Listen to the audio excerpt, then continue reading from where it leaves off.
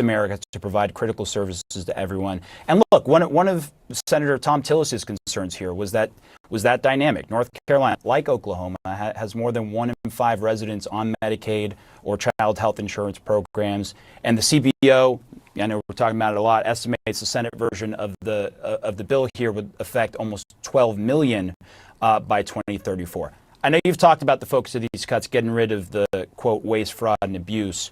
But how do you ensure these cuts don't undermine access to health care for all Oklahomans, especially those in rural areas? So I'm very rural. I was raised on a ranch where my kids were raised. Our biggest grocery store is Harps, and it's small, and the best convenience store we have is Casey's, and that's the only stoplight we have in town.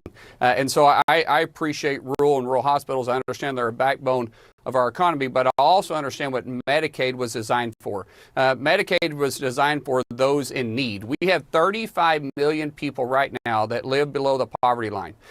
However, we have 70 million people roughly signed up for Medicaid.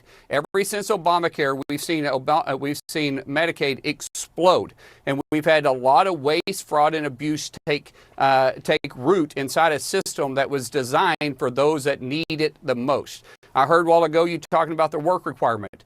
Okay, so what the work requirement does is it requires an able-bodied individual with no dependents and no sickness to work, volunteer, or go to school 20 hours a week. And then the paperwork that you guys were talking about, instead of having to prove your means once a year, it says you got to prove it every 6 months. 6 months. Now, yeah. I'm sorry, but that is not a burden.